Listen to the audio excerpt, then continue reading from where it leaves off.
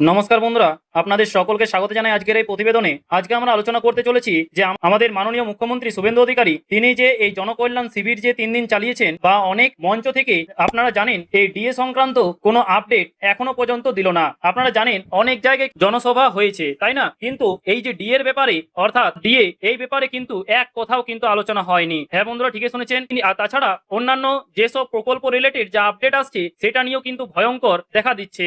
এর ফলে এখন একটা সন্দেহ সমস্ত কর্মচারী থেকে শুরু করে সমস্ত পেনশনভোগীদের কিন্তু এখন রয়েছে। এবার আপনারা বলবেন যে এমন কি হয়েছে যে আপনি এই কথা বলছেন। দেখুন, প্রথমে বলে রাখি যে নির্বাচনের আগে বড় বড় মঞ্চ থেকে চড়া গলায় প্রতিশ্রুতি দেওয়া হয়েছিল, তাই না? কি বলা হয়েছিল? সেখানে বলা হয়েছিল যে ক্ষমতায় এলে মাত্র 45 দিনের মধ্যে চালু হবে সপ্তম পে কমিশন। হ্যাঁ বন্ধুরা, ঠিকই শুনেছেন, 45 দিনের মধ্যে সপ্তম পে কমিশন চালু হবে নাকি। তাড়াতাড়ি করো, দেরি হয়ে যাচ্ছে আমার। হ্যাঁ দিচ্ছি, এনো। सभी लोग भाजपा सरकार बना दो, 45 दिन में ही हम 7वां वेतन आयोग की तनख्वाह देने का काम करेंगे। পাল্টানো দরকার। সম্পূর্ণ এক বছরের পরিকল্পনা আগামী 22শে জুন রাজ্য বাজেটে রাখছি। আর সংকল্পপত্রেও আর যা যা আমরা বলে গেছিলাম আমরা পর্যায়ক্রমে সেটা করব। আমাদের কর্মচারীদের পে কমিশন 7th কমিটি গঠন করা হয়েছে।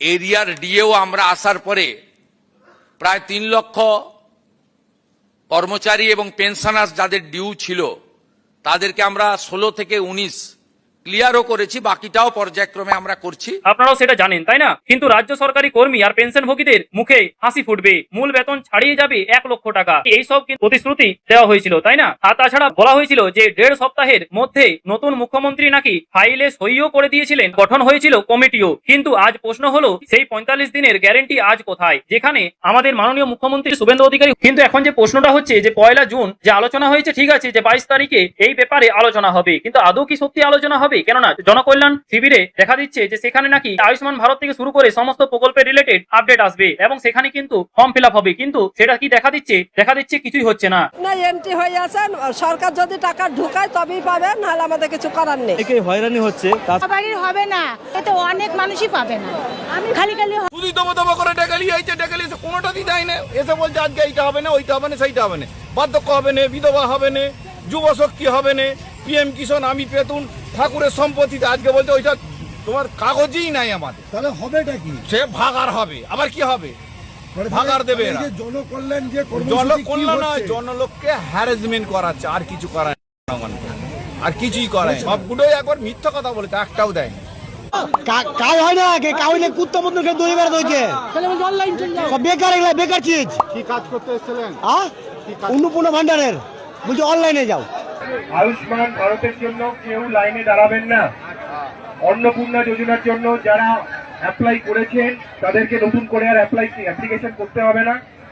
যারা অ্যাপ্লাই করেননি তারা অনলাইনে অ্যাপ্লাই করবেন। এর ফলে কি এই ডিএ নিয়েও কিন্তু সন্দেহ জেগে যাচ্ছে। এবার আপনারা বলবেন যে এমন কি হয়েছে যে আপনি এই নিয়ে বলছেন। দেখুন, একে একে বলছি। দেখুন, বকেয়া ডিএ মেটানোর সেই জোর গলা আজ কেন হঠাৎ করে স্তব্ধ?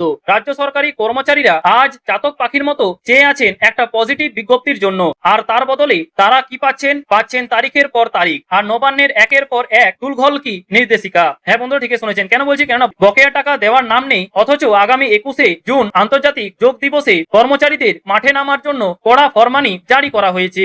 আজ আমরা এই ভিডিওতে নবান্নের এই দ্বিচারিতা এবং রাজ্য সরকারের কর্মীদের তীব্র দুশ্চিন্তার আসল সত্যটা আপনাদের সামনে তুলে ধরবো। চলুন শুরু করা যাক। দেখুন, একটু ভালো করে লক্ষ্য করুন তো এই সরকারি অর্ডারটার দিকে। আগামী 21শে জুন সকাল 6:30 থেকে 7:45 পর্যন্ত রাজ্যের সমস্ত সরকারি দপ্তরের কর্মীদের যোগ দিবসের অনুষ্ঠানে অংশ নিতে বাধ্য করা হয়েছে। হ্যাঁ বন্ধুরা, ঠিকই শুনেছেন, এই অনুষ্ঠানে কিন্তু বাধ্য করা হয়েছে, মানে যোগদান দিতেই হবে, মানে ওখানে যেতেই হবে। এর ফলে আর তাছাড়া নির্দেশিকায় স্পষ্ট বলা হয়েছে যে স্থায়ী অস্থায়ী চুক্তিভিত্তিক, তারপর দৈনিক মজুরি ভিত্তিক কিংবা যারা সানমানিকের বিনিময়ে কাজ করেন কাউকে ছাড় দেওয়া হবে না। হ্যাঁ বন্ধুরা, ঠিকই শুনেছেন, সবাইকে উপস্থিত হতে হবে নির্দিষ্ট সরকারি দপ্তর, আবাসন অথবা রেড রোড বা মিলন মেলা প্রসঙ্গে। তাহলে আমাদের একটা প্রশ্ন হলো যে সরকারি কর্মচারীরা গত কয়েক বছর ধরে কেন্দ্রের তুলনায় 42% ডিএর ঘাটতি নিয়ে ক্ষোভ আর মানসিক অবসাদের মধ্যে দিন কাটাচ্ছেন, এবং ওনারাও প্রতিশ্রুতি দিয়েছিলেন যে আমরা সরকারে এলে খুব শীঘ্রই কিন্তু আপনাদের এই 42% ডিএ দিয়ে মিটিয়ে দেওয়া হবে। এছাড়াও আরো বলা হয়েছিল যে 45 দিনের মধ্যে নাকি সপ্তম পে কমিশন চালু হবে। তাহলে এখন সেটা কোথায়? সেই যে কথা রেখেছিল সেই কথার দাম তাহলে কোথায় রইলো, তাই না?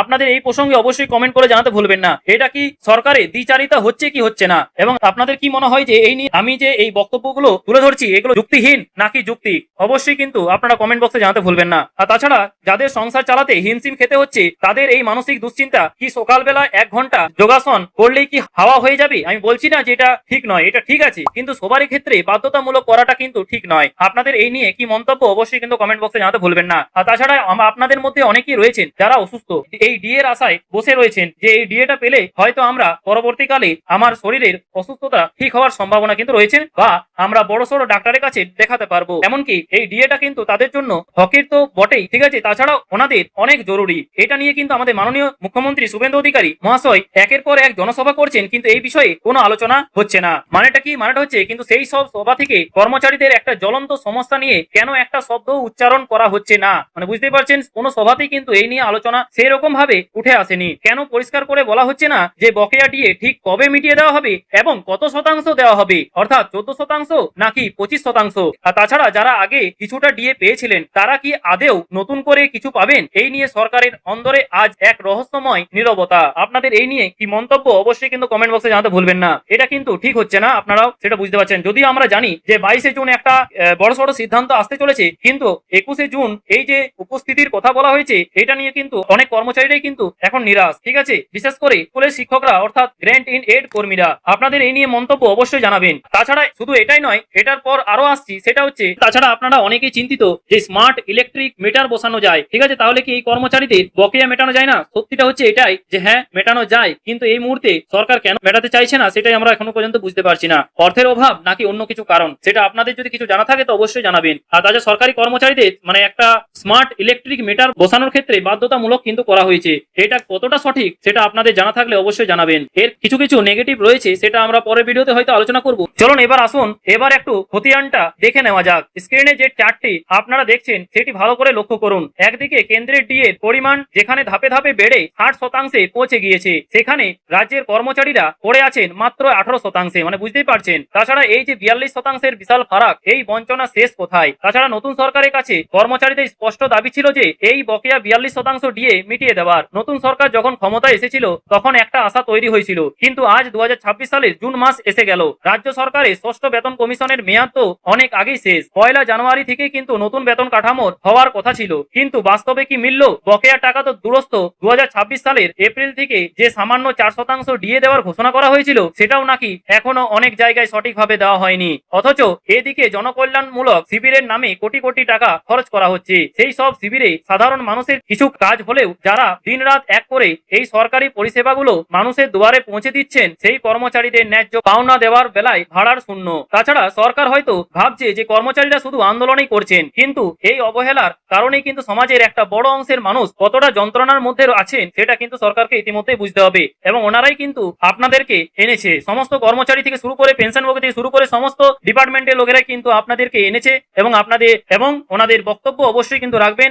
ওনাদের অবশ্যই কিন্তু এই যে ডিএ যে পাওনা সেটা থেকে অবশ্যই বঞ্চিত করবেন না। বিশেষ করে 2008 থেকে 2015 সাল পর্যন্ত এবং 2016 থেকে 2019 পর্যন্ত এই বকেয়া ডিএ অবশ্যই মিটিয়ে দেওয়া দরকার, অবশ্যই ধাপে ধাপেও মিটিয়ে দেওয়া দরকার। আপনাদের কি মতামত অবশ্যই কিন্তু কমেন্ট বক্সে জানাতে ভুলবেন না। এই ডিএ নিয়ে একটু ছিনিমিনি খেলা হচ্ছে কি হচ্ছে না সেটা আপনারা অবশ্যই কমেন্টে জানাবেন। এবারে আপনারা বলবেন যে এই তো সরকার এলো, নতুন সরকার, আপনি এইসব কি বলছেন? দেখুন তার প্রমাণ হিসেবে আমি একটু বলছি, দেখুন মানুষের কতটা যন্ত্রণার সৃষ্টি হচ্ছে আপনারা এই কমেন্টগুলো দেখলেই কিন্তু বা শুনলেই আপনারা বুঝতে পারবেন। দেখুন মন্তব্যগুলো শুনলে আপনারা চমকে যাবেন। দেখুন এক হচ্ছে একজন 86 বছর বয়সী প্রবীণ প্রাথমিক শিক্ষক, যিনি নাকি 2005 সালে অবসর নিয়েছেন। তিনি আক্ষেপ করে লিখেছেন যে আমি আশা ছেড়ে দিয়েছি, আমি এখনো একটা টাকাও পাইনি। পারলে কমেন্ট করে জানাবেন। ভাবুন একবার, 86 বছর বয়সে এসেও একজন প্রবীণ শিক্ষককে নিজের ন্যায্য পাওনার জন্য এইভাবে সোশ্যাল মিডিয়ায় আকুতি জানাতে হচ্ছে, মানে বুঝতে পারছেন কতটা দুঃখের বিষয় এই সমাজে। আপনাদের এই নিয়ে কি মন্তব্য অবশ্যই কিন্তু জানাবেন। আর কতটা দেরি, আমরা আশা রাখবো যে 22শে জুন একটা ইতিবাচক রায় আসবে এবং কত শতাংশ ডিএ মিটিয়ে দেওয়ার ঘোষণা করেন সেটাই কিন্তু আমাদের নজর থাকছে। 2 নম্বর হচ্ছে দেখুন, আবার অনেকে প্রশ্ন করেছেন যে যারা 2008 থেকে 2015 সালের মধ্যে রিটায়ার করেছেন বা যারা ফ্যামিলি পেনশনার, যারা মোট টাকার মাত্র 4 ভাগের 1 ভাগ পেয়েছিলেন, তাদের বাকি বকেয়ার কি হবে? এই প্রশ্নগুলোর উত্তর দেওয়ার মতো কি কেউ নেই নবান্নে? আপনাদের ভোট পাওয়ার জন্য দেওয়া প্রতিশ্রুতিগুলো কি এইভাবেই সাধারণ মানুষের চোখের জলে ভেসে ভেসে যাবে সেটাই কিন্তু এখন দেখার বিষয়। কিন্তু মনে রাখবেন যে আগামী 22শে জুন একটা অত্যন্ত গুরুত্বপূর্ণ বৈঠক হতে চলেছে। আমাদের সংগ্রামী যৌথ মঞ্চ থেকে শুরু করে রাজ্যের বড়সড় 4টি সরকারি কর্মচারী সংগঠন এবং গ্র্যান্ট ইন এড কর্মীদের প্রতিনিধিরা অধীর আগ্রহে অপেক্ষা করছেন এই দিনটার জন্য। এখন রাজ্য সরকার নাকি সেদিন জানাবে যে কবে এই বকেয়া ডিএ মেটানো হবে এবং কত শতাংশ মেটানো হবে। আমাদের যা সূত্রের খবর জানা যাচ্ছে যে 25% মেটানোর কথা কিন্তু রয়েছে। এবার দেখার বিষয় যে কত শতাংশ মেটায়। কিন্তু তাছাড়া কিন্তু প্রশ্ন হচ্ছে যে 21 তারিখে যোগ দিবসে বাধ্যতামূলকভাবে সবাইকে মাঠে নামিয়ে দেওয়ার পর 22 তারিখে বৈঠকে আদেও কি কোনো পজিটিভ খবর আসবে, নাকি এই কর্মচারীদের ক্ষোভকে ঠান্ডা করার জন্য আর একটা নতুন তারিখ বা চাল বা আরো একটা নতুন তারিখ দিয়ে দেবে যে এই তারিখে কিন্তু হবে এই বিষয় নিয়ে আলোচনা। তাছাড়া এটাও হতে পারে যে কোনো আইনি জটিলতার মধ্যে সেটা রেখে দিল যে এখন সুপ্রিম কোর্টের অর্ডার যতক্ষণ না পর্যন্ত আসে ততক্ষণ পর্যন্ত আমরা কিছু এই বিষয়ে কিছু বলতে পারবো না। কিংবা এটাও বলতে পারে যে সুপ্রিম কোর্টের রায় অনুসারে, সুপ্রিম কোর্ট কিংবা হাইকোর্টের রায়ের অনুসারে আমরা এগোবো। এই মুহূর্তে আমাদের এখন কিছু করার নেই, একটু সময় দিতে হবে। সেই টাইপেরই কিছু কি নির্দেশ আসতে চলেছে এই 22 তারিখে অবশ্যই কিন্তু আপনাদের জানা থাকলে বা আপনাদের হিন্টস অনুযায়ী আপনারা কমেন্ট বক্সে লিখতে পারেন এবং আপনাদের কি মনে কি চলছে অবশ্যই জানাবেন। সো বন্ধুরা, তাই আজ আমরা এই মঞ্চ থেকে স্পষ্ট ভাষায় বলতে চাই যে যোগাসন অবশ্যই স্বাস্থ্যের জন্য ভালো, কিন্তু পেটে খিদে আর মাথায় 42% বকেয়া ডিএর দুশ্চিন্তা নিয়ে কোনো সুস্থ মানুষ যোগাসন করতে পারেন না। যদি রাজ্য সরকারি কর্মচারীদের শারীরিক ও মানসিক স্বাস্থ্য আদেও ভালো রাখতে হয় তবে সবার আগে তাদের ন্যায্য অধিকার ফিরিয়ে দিন এবং 45 দিনের মধ্যে যে সপ্তম পে কমিশন চালু করার যে হাই প্রোফাইল প্রতিশ্রুতি নির্বাচনের আগে দেওয়া হয়েছিল সেটা কিন্তু গ্রাহ্য করুন এবং সেটাই কিন্তু লাগু করার চেষ্টা করুন। সো বন্ধুরা, এটা ছিল আজকের আপডেট। তো বন্ধুরা, আজকে এই পর্যন্তই, দেখা হচ্ছে পরের ভিডিওতে নতুন কোনো আপডেট নিয়ে। থ্যাংক ইউ, পাশে থাকবেন, সুস্থ থাকবেন।